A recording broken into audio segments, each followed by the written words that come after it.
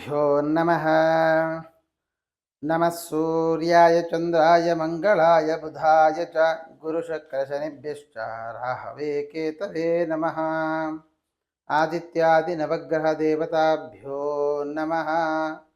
ಲಕ್ಷ್ಮೀ ನರಸಿಂಹಾಯ ನಮಃ. ಪ್ರಧಾನವಾಗಿ ನಾವು ಅನೇಕ ವಿಷಯಗಳನ್ನು ಸಮಯಕ್ಕೆ ಅನೇಕ ವಿಷಯಗಳನ್ನು ನಿಮ್ಮ ಹತ್ರ ನಾವು ತಂದಿಡ್ತಾನೇ ಇದ್ದೇವೆ.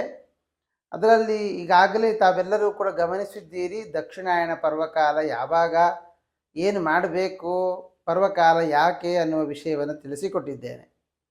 ಇನ್ನು ಈ ಪರ್ವಕಾಲದಲ್ಲಿ ಸೂರ್ಯ ನಮಗೆ ಒಂದು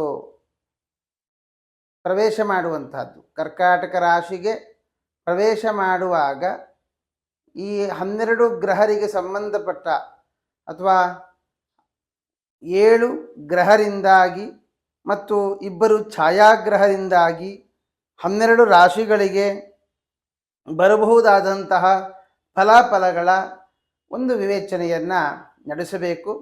ಕಾರಣ ಆ ದಿವಸ ಈ 16ನೇ ತಾರೀಕು ವಿಶಾಖ ನಕ್ಷತ್ರದಲ್ಲಿ ಮಂಗಳವಾರದ ದಿವಸ ಸಂಕ್ರಮಣ ಆಗುವಂಥದ್ದು.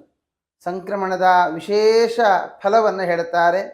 ಅದರಲ್ಲಿಯೂ ಕೂಡ ಮಂಗಳವಾರ ಆಗ್ತಾ ಇರುವುದರಿಂದ ಯಾವ ರಾಶಿಯವರಿಗೆ ಫಲ ಒಳ್ಳೆಯದ್ದಾಗಿದೆ, ಯಾವ ರಾಶಿಯವರು ಎಚ್ಚರಿಕೆಯನ್ನು ವಹಿಸಬೇಕು, ಯಾವ ರಾಶಿಯವರು ಜಾಗೃತೆಯನ್ನು ಪಡೆದುಕೊಂಡು ಮುಂದಕ್ಕೆ ಹೋಗುವ ಬಗೆ ಹೇಗೆ ಇತ್ಯಾದಿ ವಿಷಯಗಳು. ಅದರಲ್ಲಿಯೂ ವಾಹನಕ್ಕೆ ಸಂಬಂಧಪಟ್ಟ ಏರುಪೇರಾಗುವಂಥದ್ದು, ತೊಂದರೆ ಆಗುವಂಥದ್ದು, ಅಥವಾ ವಾಹನ ಖರೀದಿ, ಭೂಮಿ ಖರೀದಿ ಇತ್ಯಾದಿ ಅನೇಕರಿಗೆ ಅನೇಕ ಆಸೆಗಳಿರುತ್ತೆ. ಅದೆಲ್ಲದಕ್ಕೂ ಕೂಡ ಸಮಯ ಹೇಗಿದೆ ಅನ್ನುವಂಥದ್ದನ್ನು ಕೂಡ ಈ ಸಂಕ್ರಮಣದಿಂದಾಗಿ 6 ತಿಂಗಳ ಫಲಾಫಲಗಳನ್ನು ನಿರ್ಣಯ ಮಾಡಬಹುದು ಅಂತ ಹೇಳ್ತಾರೆ. ಹಾಗಾಗಿ ಸಂಕ್ರಮಣದ ಅದರಲ್ಲಿಯೂ ಕೂಡ ಪ್ರಧಾನವಾದ ಸಂಕ್ರಮಣ ಇದು. ಅದು ದಕ್ಷಿಣಾಯಣ ಪರ್ವಕಾಲ, ಜೊತೆಗೆ ಮಿಥುನ ರಾಶಿಯಿಂದ ಸೂರ್ಯ ಕರ್ಕಾಟಕ ರಾಶಿಗೆ ಹೋಗುವಂತಹ ಕಾಲ. ಹಾಗಾದರೆ ಈ ಕಾಲದಲ್ಲಿ ನಾವು ಏನು ಮಾಡಬೇಕು, ಏನು ಮಾಡಬಾರ್ದು ಅಂತ ತಿಳಿಸಿದ್ದೇನೆ. ಇನ್ನು 12 ರಾಶಿಯವರಿಗೆ ವಿಶೇಷವಾಗಿ ಮಾಡಬೇಕಾದದ್ದಾದರೂ ಏನು ಅನ್ನೋದನ್ನು ವಿಚಾರ ಮಾಡೋಣ. ಕುಂಭರಾಶಿಯವರಿಗೆ 4ರಲ್ಲಿ ಗುರುವಿನ ಯೋಗ, 6ರಲ್ಲಿ ರವಿಯ ಪ್ರವೇಶವಾಗುತ್ತೆ.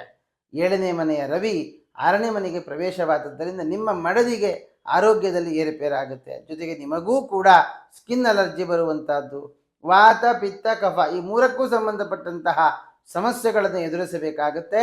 ಅದರಿಂದ ಎಚ್ಚರಿಕೆಯಿಂದ ಇರಿ. ಅದರಲ್ಲಿಯೂ ಕೂಡ ಬಾತ್ರೂಮಿನಲ್ಲಿ ಜಾರು ಬೀಳುವಂಥದ್ದು ಈ ರೀತಿಯಾಗಿ ಆಗುವಂಥ ಸಾಧ್ಯತೆಗಳಿದೆ. ಆದ್ದರಿಂದ ಸ್ವಲ್ಪ ಹುಷಾರಾಗಿರುವುದು ಒಳ್ಳೆಯದು, ಎಚ್ಚರಿಕೆಯಿಂದ ಇದ್ದಷ್ಟು ಒಳ್ಳೆಯದು.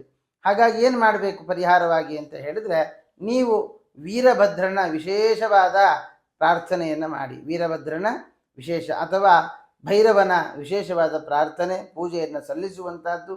ನಮಗೆ ಎಲ್ಲಿಗೆ ಹೋಗಬೇಕು ಗೊತ್ತಿಲ್ಲ ಅಂತಿದ್ರೆ ನೀವು ಸೀದಾ ಸೋಂದಾ ಕ್ಷೇತ್ರದಕ್ಕೆ ದರ್ಶನ ಮಾಡಿ ಅಲ್ಲಿ ಭೂತರಾಜರಿಗೆ ವಿಶೇಷವಾದ ಪ್ರಾರ್ಥನೆಯನ್ನು ಸಲ್ಲಿಸಿ, ಪೂಜೆಯನ್ನು ಸಲ್ಲಿಸಿ, ಖಂಡಿತ ಒಳ್ಳೆಯದಾಗುತ್ತೆ.